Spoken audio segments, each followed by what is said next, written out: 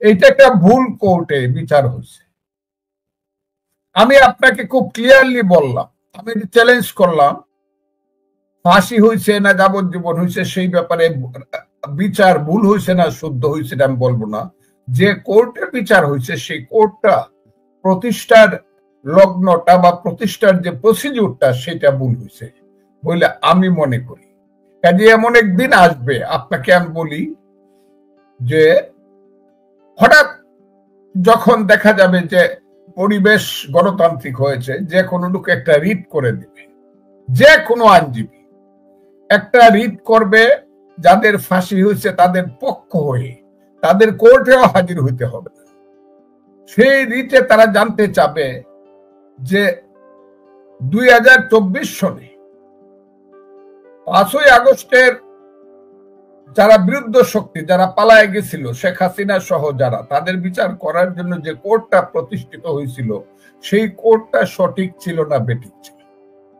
এই রিটটা হবে এই দেশে, এবং তখন যদি হাইকোর্ট, রিট বেঞ্চ এবং এপিলেট ডিভিশন একমত হয় ইয়েস ওই কোর্টটা সঠিকভাবে প্রতিষ্ঠিত হয় নাই বা গঠন করা হয় নাই, তাহলে যে কোর্টটাই সঠিক হয় নাই, সঠিকভাবে গঠন করা হয় নাই, সেই কোর্টের দ্বারা বিচারকৃত একটা রায় সেটা কি প্রযোজ্য হবে কিনা বা সেটা কি লিগেল হবে কিনা, এই প্রশ্নটা কিন্তু আইসা যাবে। এক। দুই হলো, এটা হলো এমন একটা ঘটনা হয়েছে যিনি মানে বাপের পিসি, তিনি আবার মায়ের মাসি, যিনি যুদ্ধ অপরাধী ট্রাইব্যুনালে গোলাম আজমদের মতো যুদ্ধ অপরাধীদের পক্ষে যিনি প্রসিকিউটর ছিলেন, ডিফেন্সে ছিলেন, জনাব তাজুল ইসলাম। আমি ব্যক্তিগতভাবে তাকে দুষছি না, তার কর্মকাণ্ডকে আমি বলছি। উনি ছিলেন ডিফেন্সের লয়ার, এখন আবার একই যুদ্ধ অপরাধী ট্রাইব্যুনালে উনি আবার প্রসিকিউশনের লয়ার উইথ অল দা শিবির কর্মী। এটা মনে হয় শিবিরের একটা আড্ডাখানা। আমি সবার নাম বলতে পারবো, এরা ছাত্র জীবনে সবাই শিবির করত এবং তাদের পূর্বপুরুষের ইতিহাসটাও বলতে পারবো। এদের বেশিরভাগ পূর্বপুরুষ মুক্তিযুদ্ধের ভূমিকা ভালো ছিল না, এরা মিলে টিলে একটা বিচার করছে, একটা প্রসিকিউশন করছে।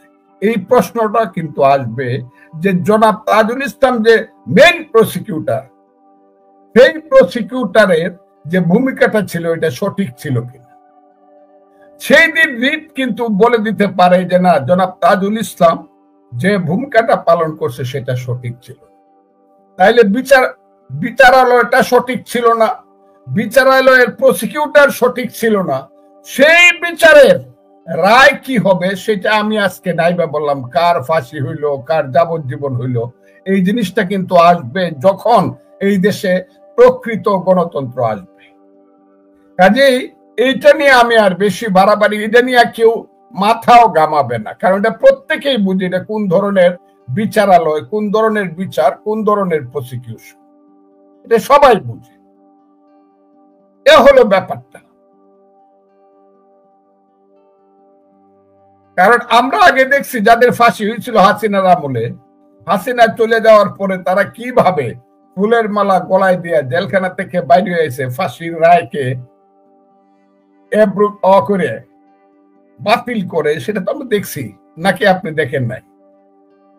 জনাব বাবর সাহেবের ফাঁসি ছিল, জনাব সালাম সাহেবের কত লোকের ফাঁসি ছিল, তারা বাইরে এসে পড়ছে। আর শেখ হাসিনা তো হাতের কাছে নাই। স্বরাষ্ট্রমন্ত্রী যিনি ছিলেন তার নাম কি না, কি নামটা ওটার, আসাদুজ্জামান কামাল, তা তো হাতের কাছে নাই। আর একজন যে রাজসাক্ষী হয়েছে তারা তো জেল দিছে, এটা চক্ষু লজ্জার খাতিরে 5 বছর খালাস দিলেই পারত। কাজে এইটা কোনো এইগুলা বিচারের নামে প্রহসন বলে আমার মনে হয়। এই বিচার রিট যেদিন হবে সেদিন আমি বুঝতে পারবো সঠিক ছিল না বেঠিক ছিল। একটা জিনিস খেয়াল করবেন, ফজলুর রহমান, দেখেন এই ঘটনা ধরে আওয়ামী লীগকে অনেকে বলেন যে তারা প্রাসঙ্গিক করে দিল কিনা, যে আওয়ামী লীগ 13 তারিখে লকডাউন ডাকলো, সরকার বিশাল রণসাজে নামলো এবং এখনো তারা নানান কর্মসূচির মধ্যে আছে। বাংলাদেশে ট্রাইব্যুনাল নিষেধ করেছে যে আওয়ামী লীগের কর্মসূচি প্রচার করা যাবে না। তারা গত 2 দিনও ছিল, আগামীকালকেও তারা কর্মসূচির ডাক দিয়েছে। তো এসবের মধ্যে দিয়ে দেশে মানে একেবারে নজিরবিহীন ভাবে গত এক বছরের মধ্যে বোমাবাজি হচ্ছে, ককটেল ফুটছে, আগুন লাগছে, গ্রামীণ ব্যাংক বিশেষ করে আক্রান্ত হচ্ছে। এই পরিস্থিতি সরকার ট্যাকেল দিতে কতটা ব্যর্থ? সে কি পেরেছে যে এত কিছু লাগিয়ে? এবং আমি আরেকটু আপনাকে নজর দিব যে আপনি জানেন যে এই ধানমন্ডি 32 নাম্বার কত ভাবে আক্রান্ত হলো বঙ্গবন্ধু শেখ মুজিবুর রহমানের বাড়ি। বঙ্গবন্ধু শেখ মুজিবুর রহমানের কি ভূমিকা, বা তার বাড়িটা বারবার আজকেও গিয়ে সেই সময় সেনাবাহিনী পুলিশ ফিরায় নাই, কিন্তু আজকে ফিরাতে গিয়ে এখন পর্যন্ত আমরা যখন এই শো করছি তখন পর্যন্ত এই জুলাই যোদ্ধা নামের কিছু মানুষ, পুলিশ দেখলাম ওয়্যারলেসে বলছে যে স্যার এরা তো স্টুডেন্ট না, এরা শিবির। এই যে আক্রোশ, এই আক্রোশের শেষ কোথায়? কেন এই পুরো একটা বাড়ির প্রতি এত আক্রোশ? এই কারণে আক্রোশ, কারণ এই লোকটা এত খারাপ ছিল। আমি সবসময় বলি যে শেখ মুজিবুর রহমান এই বাংলার সবচেয়ে খারাপ মানুষ। তা নইলে কেন ৬৬ সনে সে ৬ দফা দিয়ে বলল যে আমার দেশের সম্পদ পশ্চিম পাকিস্তানে চলে যায়, আমার দেশের পাটের টাকায় রাওয়ালপিন্ডি ইসলামাবাদ গড়ে উঠে আর আমরা না খাইয়া মরি, আমার দেশের পদ্মা মেঘনা যমুনা শুকিয়ে যায় আর ওখানে ইন্ডিয়ার সাথে চুক্তি করে সিন্ধুর পানি প্রবাহ তারা গতি রাখে। এই লোকটা কেন বলল যে ৬ দফা দিলাম, আমার সম্পদ আমার, তোমার সম্পদ তো? তারপরে যখন তারা মানলো না, তাকে জেলখানায় নিয়ে গেল, তখন মানুষের মুখে ভাষা আসলো, তুমি কে আমি কে, বাঙালি বাঙালি। তারপরে ৬৯, ৭০, ৭১, তোমার আমার ঠিকানা, পদ্মা মেঘনা যমুনা, এই যে সময়টা টোটাল ৬৬ থেকে ৭১, তারও আগের কথাটা আমি নাইবে বললাম, টোটাল সময়টার নেতাই শেখ মুজিবুর রহমান। উনি এইসব স্লোগান মানুষের বাঙালি জাতির মুখে দিছে, পাকিস্তানিদেরকে পরাজিত করার জন্য যেভাবে তৈরি করা দরকার সেইভাবে শক্তি উনি তৈরি করছে। আর ওই যে যারা এখন তার বাড়ি ভাঙতে যায়, ওই শিবিরের কথা বললেন না, শিবির টিবির এরা হলো এই দেশের, আমি বলবো, পরাজিত শক্তির সন্তান। তাদের পূর্বপুরুষেরা এমন ভাবে শেখ মুজিবের মতো একটা খারাপ মানুষ তার ডাকে পরাজিত হয়েছে, মুক্তিযোদ্ধাদের কাছে পরাজিত হয়েছে, উসমানী জিয়াউর রহমানদের কাছে, খালেদ মুশাররফদের কাছে, লাখ লাখ মুক্তিযোদ্ধার কাছে, এই সব নরপশু নরাধমদের পূর্বপুরুষরা এমন ভাবে পরাজিত হয়েছে।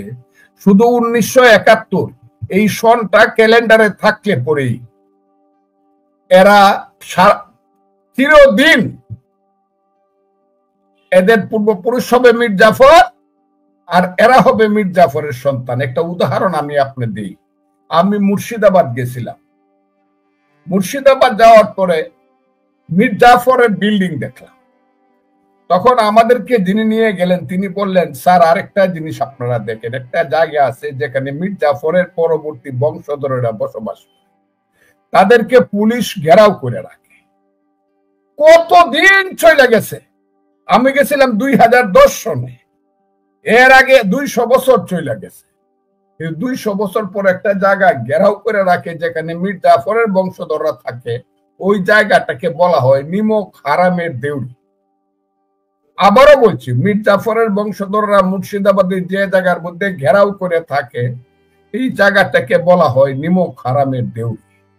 এবং তারা যদি বাজার করতে যায়, ২ জন পুলিশ না গেলে মানুষ কিন্তু এখনো জুতা পেটা করে। কিন্তু তাদের তো কোনো অপরাধ নাই, তাদের ১০ পুরুষ আগে মীর জাফর বেইমানি করছে, কিন্তু আজকে ১০ পুরুষ পরেও আজকে তাদেরকে সেই বিশ্বাসঘাতকদের গ্লানি বয়ে বেড়াইতে হয়। আজকে যারা এইসব করে, ওই যে শিবির টিবির যারা করে, এরা ৭১ সনের গ্লানি বয়ে বেড়াচ্ছে।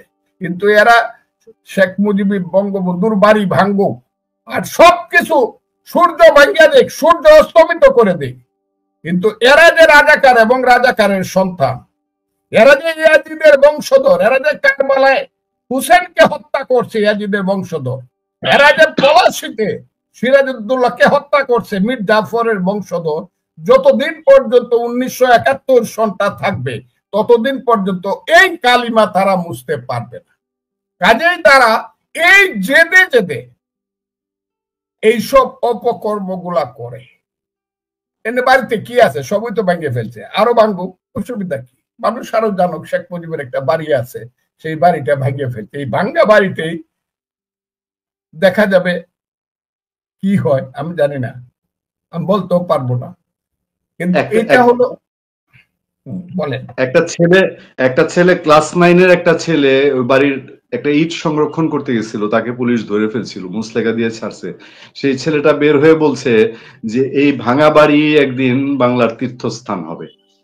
আর যতই এটা ভাঙছে ততই এখানে যে ক্লাস 9-এর ছেলে যাচ্ছে, একটা রিক্সাওয়ালা ফুল দিতে যাচ্ছে, একটা অসহায় নারী গিয়ে ওখানে জয় বাংলা বলে। মনে হয় যেন যতই তারা এটাকে ধূলিসাৎ করতে চায় ততই যেন এরকম পোড়া বাড়ি জড় পদার্থটা একটা শক্তি পরিণত হচ্ছে।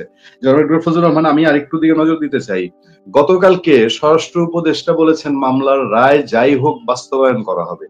আজকে এই সরকারের পক্ষ থেকে ভারত সরকারকে খুব কঠোরভাবে চিঠি দিয়ে আহ্বান জানানো হয়েছে, অনুরোধ করা হয়েছে শেখ হাসিনা এবং আসাদুজ্জামান কামালকে ফিরিয়ে দেওয়ার জন্য। প্র্যাকটিক্যালি এই রায়ের আসলে কি ফল, কি হবে?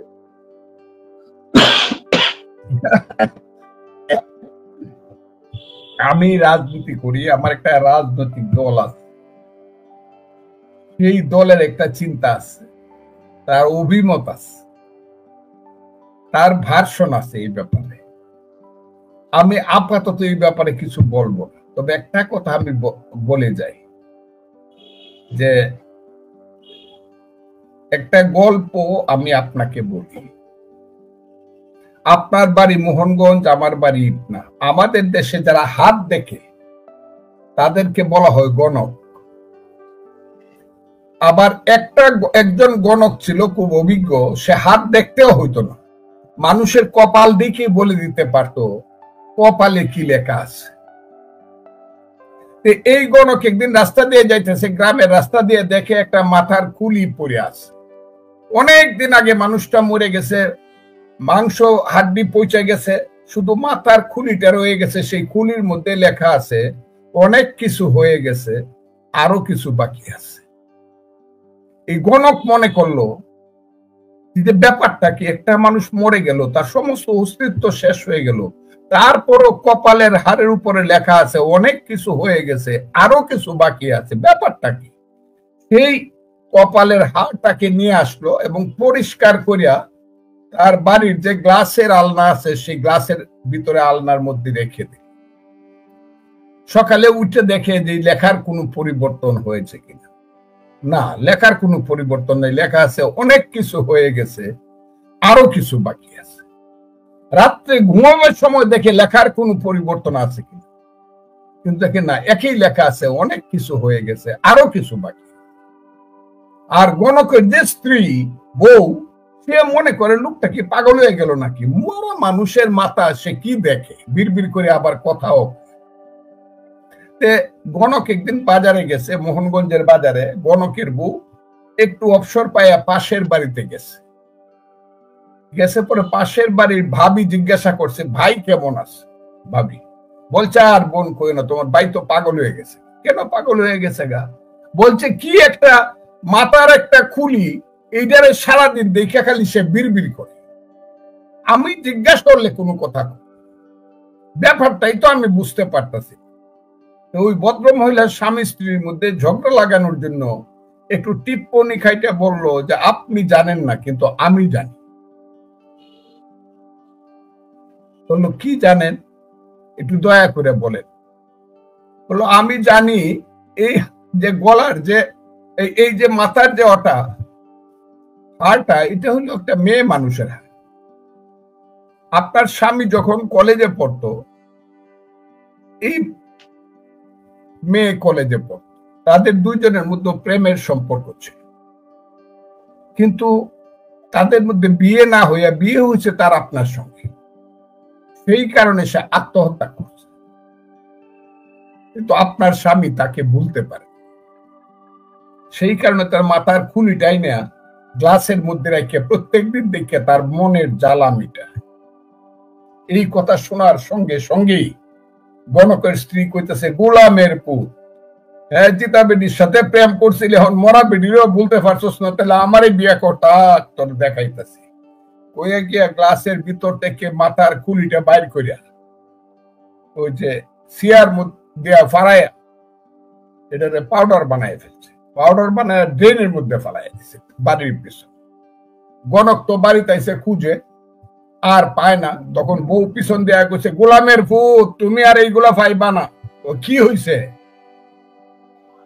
তোর বেডিরে আমি পাউডার করে ফেলাই দিছি ড্রেনের মধ্যে, এটা আর দেখতে পারবে না। তখন গণক হাঁটতে হাঁটতে ড্রেনের কাছে, নর্দমার কাছে গিয়া দেখে এটা করে পাউডার করে ফেলাই দিছে।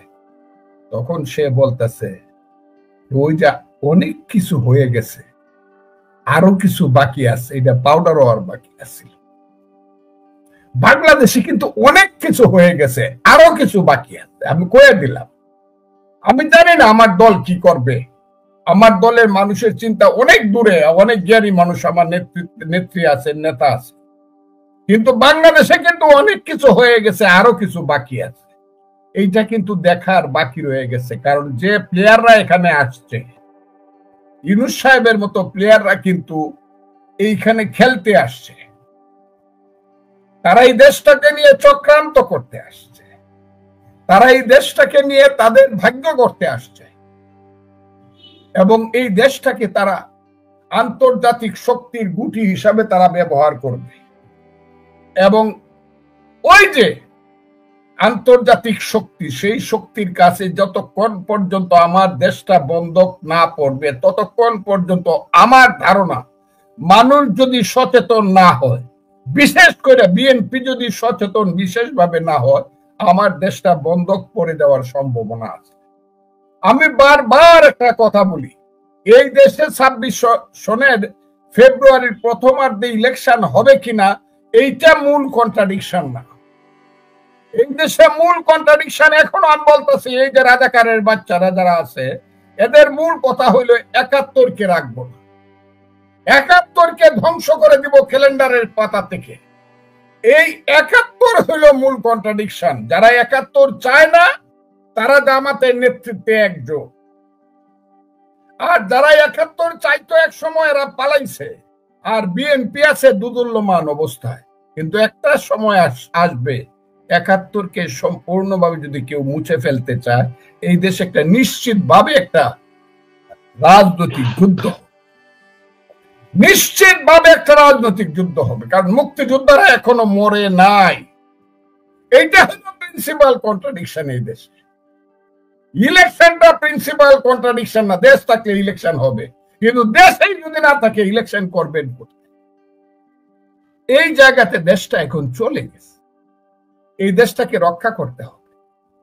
আমি মনে করি এখানে হাসিনার বিচার হইল কি হইল না, যাবজ্জীবন না ফাঁসি, তার চেয়েও বড় কথা হলো ৭১ থাকবে কি থাকবে না। আর ৭১-এর কথা মনে হইলেই যারা পরাজিত শক্তি, তাদের কাছে সবসময় মনে হয় ওই যে একটা মানুষ, ওই যে একটা মানুষ, ওই তো সব আকাম কুকাম করছিল, আমরা পৃথিবীর সবচেয়ে ঘৃণিত লোক বানাইছে, কাজে ওকে নিশ্চিহ্ন করে ফেলো। আর ওকে নিশ্চিহ্ন যত করতে চাবে, ও তত বাইশেও। এটা হলো কথা, এইখানে হলো কন্ট্রাডিকশন। আমার কথাটা শুনেন, রায় হইল হাসিনার বিরুদ্ধে মিছিল হবে আনন্দের, হাসিনার ফাঁসি চাই, ফাঁসি চাই, ফাঁসি কার্যকরী করো। এনে 32 নম্বর বাঙ্গার তো কোনো দরকার নাই। তাইলে যেটা হাসিনার চেয়েও আরেকখানে বেশি, আরেকজনের উপরে বেশি, সেটা হলো মুক্তিযুদ্ধের উপরে রাজাকারের বাচ্চাদের জেদটা হলো সবচেয়ে বেশি। আমি একটা জিনিস আমি খুব ক্লিয়ার করার জন্য বলি, যারা 5ই আগস্টের আগে হত্যাকাণ্ড ঘটাইছে সরকার থেকে, তাদের কঠিন বিচার হোক, আমার কোনো আপত্তি নেই, কিন্তু আমার আপত্তিটা হলো প্রসিডিউর অনুযায়ী বিচার হোক। এ হলো কথা। পুলিশ হত্যা, আমার দাবি। হ্যাঁ, পুলিশ হত্যা, এটা বলবো, এটা বলতে গিয়ে তো আমার উপরে যে আঘাত আসতেছে সেটা বলার, আমি প্রথম বলছি, পুলিশের কি মা নাই, পুলিশের কি বাপ নাই, পুলিশের সন্তান নাই, পুলিশের বিধবা স্ত্রীর সাদা কাপড়ের কোন ধরনের দাম নাই? সাদা সে পুলিশের মায়ের কান্নার উত্তর কে দিবে? পুলিশের হত্যার বিচার হবে না? পুলিশ কি পশু? এই কথাটা আমি কতদিন বলছি, এখনো বলছি। এই যে সবকিছু ছাপায় যাইতেছে একটা মাত্র কারণে, যে মিটিকুলাস ডিজাইনের মাধ্যমে ইউনূস সাহেবেরা যে কাজটা করছে, আমি সবসময় বলি 5ই আগস্টের দুইটা রূপ। একটা আন্দোলন হলো গণতান্ত্রিক আন্দোলন, আর একটা হলো গণতান্ত্রিক আন্দোলনের অন্ধকারের পিছনে থাইকা যারা মনে করছে যে গণতান্ত্রিক আন্দোলন সফল হইলে পরে 71-এর প্রতিশোধ নিব, সেটা হলো তাদের আন্দোলন, এবং তাদের নেতা হলো জামাতে ইসলাম সহ আজকে তার সাথে শক্তি। যে কারণে কোনো কিছুরই সমাধান হচ্ছে না, ইলেকশন হবে না বইলে তারা চিৎকার করতেছে, তারা ওই পিআর জিআর সিআর চাচ্ছে, কত কিছু কথা বলতেছে ইলেকশনে না যাওয়ার জন্য। এবং তাদের মূল নেতা হইল জনাব ইউনূস সাহেব।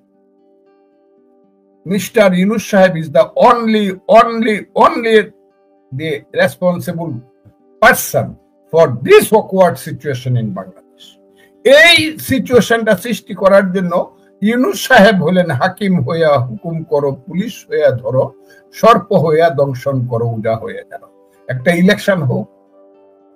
তারা তো বলে তাদের নাকি 70% 80% মানুষের, যে গোলাম পড়ুয়ার বললো 70 না 80% মানুষ নাকি তাদেরকে সমর্থন করে। বাপের বেটা হইলে ইলেকশনটা করেন, বাপের বেটা হইলে ইলেকশনটা। কিন্তু ইলেকশনে আসবেন, কারণ ইলেকশন হইলে পরেই তাদের, আমার ধারণা হলো তাদের 90% ক্যান্ডিডেটের জামানত বাজেয়াপ্ত হবে, 5-7-10টা সিট সবাই মিল্লা পাবে। এখন যে বাঘ বাকুমটা করে, হে আমরা সাংঘাতিক কিছু, এইটা মানুষ বুঝে ফেলবে। সেই কারণে তারা ইলেকশনে যাইতে চায় না, এবং এই দেশকে তারা কোনোদিন শান্ত হতে দিবে না, গণতন্ত্রের পথে যেতে দিবে না, এই দেশকে কোনোদিন তারা সংবিধানের পথে যেতে দিবে না। এটা হলো আমার। আপনি একটা জিনিস জানেন যে এটা নতুন করে বলার কিছু নেই, গত 1 সপ্তাহ ধরে দেশের যে পরিস্থিতি, বিশেষ করে 13 তারিখের আর 2 দিন আগে থেকে এই ফাঁসির রায় কেন্দ্র করে চারদিকে কি একটা অবস্থা, এবং গ্রামীণ ব্যাংক আক্রান্ত সবচেয়ে বড় জিনিস যেটা। তো এর বাইরে আরো দেশের ভেতরে অবস্থা, দেশের বাইরে সব পত্রপত্রিকায় খবর এসছে যে ইন্ডিয়া হঠাৎ করে 3টা গেরিসন করছে আমাদের বর্ডারে, লালমনিরহাট বর্ডারে 3টা গেরিসন করছে, সেখানে তারা সেনা স্টেশন করছে। এটা নিয়ে আমাদের সরকারের কোনো বিবৃতি নাই, বা কেন হচ্ছে বাংলাদেশের মানুষের ভিতরে যে একটা টেন্স ভাব, এবং উল্টা ইন্ডিয়ার সাথে রিলেশন দিনকে দিন খারাপই হচ্ছে। মুম্বাই আক্রমণের পরে, গাড়ি বাস্টের পরে ভারতীয় পত্রপত্রিকা প্রকাশ্যে বাংলাদেশের উপরে দোষারোপ করছে। এইগুলার কি কোনো প্রতিক্রিয়া আমাদের দেশের উপরে হতে পারে? আপনার কি মনে হয়? ইন্ডিয়া বললে পরে এমন একটা প্রবলেমে পড়ে মানুষ, উত্তরটা দিতে এত কঠিন। আপনি সত্য কথাটা বললেই বলবে তো ভারতের দালাল। যা হোক, সেটা আমি চিন্তা করিনি, কিন্তু একটা কথা চিন্তা করি, ওই যে কি বললো, কি নাম, জনাব আবু তাহের, জামাত ইসলামের নাইবে আমি, আমাদের তো কোনো চিন্তা নাই, আমাদের তো 50 লক্ষ সৈন্য আছে, উনাদের হাতে আছে 25 লক্ষ ডাইরেক্ট ফাইটার, আর গেরিলা ফাইটার আছে 25 লক্ষ। ওনারা দিল্লি পর্যন্ত দখল করতে পারে, আর ওই 7টা দেশ দখল করলে তো আমাদের 7 দিনের ব্যাপার। ওই যে 7 সিস্টার, আমরা তো চিন্তা করবো কেন? যে ইসলামের যে এত বড় বড় বীরেরা আছে, আমরা এত চিন্তা করার কি আছে? কিন্তু এইসব রাজাকারের বাচ্চারা বুঝে না যে 71 সনে কিন্তু হাজারে হাজারে মিছিল বাইর করতো, বায়তুল মুকাররম থেকে গোলাম আজমের নেতৃত্বে মিছিল বাইর করে কিন্তু সদরঘাট পর্যন্ত প্রত্যেক শুক্রবারে হাজার হাজার মানুষ যাইত। কিন্তু 16ই ডিসেম্বরে কিন্তু দেখা গেছে নেরি কুত্তার চেয়েও এদের অবস্থা খারাপ। কোথায় পালাইছে, কিভাবে পালাইছে, তারা এটার কোন ঠিকানা নাই। কাজে যারা আজকে পৃথিবীর বাস্তবতা বুঝে না, পৃথিবীর বাস্তবতা যারা বুঝে না, তাদের সেই মূর্খদের সাথে আমি কি কথা বলবো? তাদেরকে আমি কি বুঝাবো? আর আপনি দুনিয়া যদি কিয়ামত না হয়, তাহলে তো ইন্ডিয়া আমার চতুর্পার্শ্বে চিরদিন থাকবে। 3 পার্শ্বে থাকবে ইন্ডিয়া, 1 পার্শ্বে বঙ্গোপসাগর। আমি সারা দিন সারা বছর শুধু ইন্ডিয়ার সাথে ঝগড়া করে, যে আমার চেয়ে শক্তিতে 100 গুণ বেশি, আমার চেয়ে সম্পদে যে 100 গুণ বেশি, তার সাথে শুধু প্রতিদিন ঝগড়া করে আর বকাবকি করিয়া আমার দেশটাকে কতটুকু আমি শান্ত রাখতে পারবো, কতটুকু আমি সমৃদ্ধ করতে পারবো, কতটুকু আমি আমার দেশটার মানুষকে আমি শান্তি দিতে পারবো। এরা এইসব করতেছে কেন? এরা তো রাজাকারের বাচ্চা। এই দেশে তারা আলবদর রাজাকাররা এই দেশে হিজবুত তাহরীরের মধ্য দিয়ে দেশে একটা সাম্প্রদায়িক এবং জঙ্গিবাদী রাষ্ট্র তৈরি করতে চায়, যেটা কোনোদিন সম্ভব না। এইটাও এইসব মূর্খরা বুঝে না। বুঝে না বলেই বিপদ হয়েছে। তবে বুঝবে, বুঝবে। এদের সাথে কোনো পাবলিক নাই। এলাকায় গেলে দেখা যায় 100 সেন্টার আছে, 130টা সেন্টার আছে, জামাতের ক্যান্ডিডেট আছে, এক নাগারে 30টা এমপি সিট আছে, যেখানে একটা সেন্টারও জামাত পাস করবে না, একটা কেন্দ্রে জামাতের দাঁড়িপাল্লা পাস করবে। কিন্তু বড় বড় কাজ করতেছে এই দেশে। তো বকা বকি, মারামারি, সকাল থেকে উঠে ধরে ফেলবো, মারে ফেলবো, এরাই করতেছে। কি করা যাবে? কারণ ইউনুস হইলো তাদের শেল্টার, আর আমেরিকা হলো তাদের শেল্টার মাস্টার, বিদেশিরা। আর সেই বিদেশি নাগরিকেরা এখানে আইসা এই দেশটাকে পরাধীন করার জন্য সমস্ত চক্রান্ত করতেছে। এরা হইলো আমাদের দেশের কালো রবার্ট ক্লাইভ। আমি আর এখন যাইতে হবে আরেকটা জায়গাতে। আমি আপনাকে শুধু বলবো, এই দেশ এত তাড়াতাড়ি শুদ্ধ হবে বলে, শান্ত হবে বলে আমার মনে হয়। কারণ ইউনুস সাহেব বলেন, একটা বা 2টা মিনিট সময় নিব, শুধু 2টা টপিক ছোটখাটো। একটা হলো গণভোটের যে আয়োজন করছে, 4-5টা প্রশ্ন, এই 4 দফা ভোট আমি কি দিব আমি বুঝি নাই এখন পর্যন্ত। এই যে 1 সপ্তাহ হয়ে গেছে, বুঝি নাই।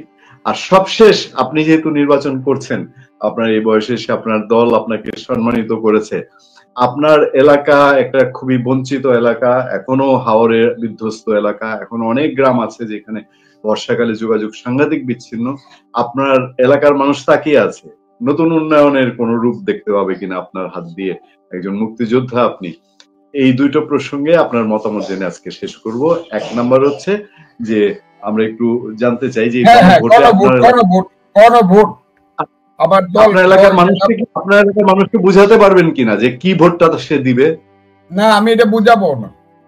আমি বলবো যে একটা গণভোট, আমরা যদি ক্ষমতা চাই, আমার দলকে আমি অনুরোধ করব একটা গণভোট দেওয়ার জন্য, যে দেশে রাজাকারের বাচ্চারা, আলবদরের বাচ্চারা ইলেকশন করতে পারবো কিনা, যারা 71-কে মুক্তিযুদ্ধকে মানে না। এইটা একটা প্রথম গণভোট হবে বললাম। কিন্তু এই গণভোটটা করে ছেড়ে দেব যদি আল্লাহ সময় দেয়, 1। আর 2 নম্বর হইলো, আমার দল আমাকে নমিনেশন দিছে। আমার তো একটা নমিনেশন দেয়নি। আমি আমার নেত্রী, দেশ নেত্রী খালেদা জিয়া এবং জনাব তারেক রহমান আমার নেতার প্রতি আমি কৃতজ্ঞ। এই কারণে আমার 2টা নমিনেশন দিছে। আমার তারা সাসপেন্ড করছিল, আমার পিরিয়ড শেষ হওয়ার আগে, সাসপেন্ডেড পিরিয়ড, আমাকে তারা সংসদীয় আসনে নমিনেশন। তাইলে আমার তো 2টা নমিনেশন, ডাবল নমিনেশন। সেই কারণে আমি তাদেরকে ডাবল আমি কৃতজ্ঞতা জানাই, তাদেরকে ধন্যবাদ জানাই, এবং আমার দেশের মানুষকে এবং স্থায়ী কমিটিকে আমি ধন্যবাদ জানাই, নেতা নেত্রীকে ধন্যবাদ জানাই।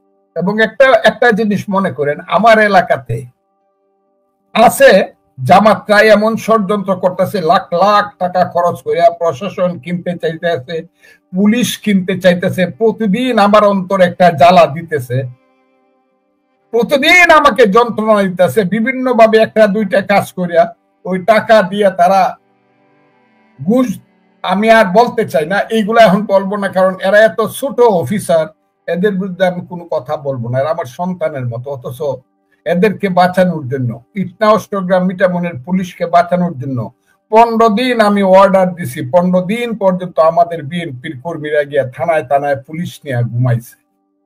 আর আমার কথার জন্য, আমার বক্তব্যের জন্য অন্তত 5,000 পুলিশ তাদের আল্লাহর রহমতে জীবন রক্ষা পাইছে। এই পুলিশকে মারা যাবে না, না হলে 5ই আগস্টের পর থেকে এই দেশে মাইরা পুলিশ মেরে ছাপা করে ফেলতো। আমি পুলিশকে বলবো যে আপনাদের আচরণ অনেকটা সঠিক হয়েছে, আরো সঠিক হওয়া উচিত।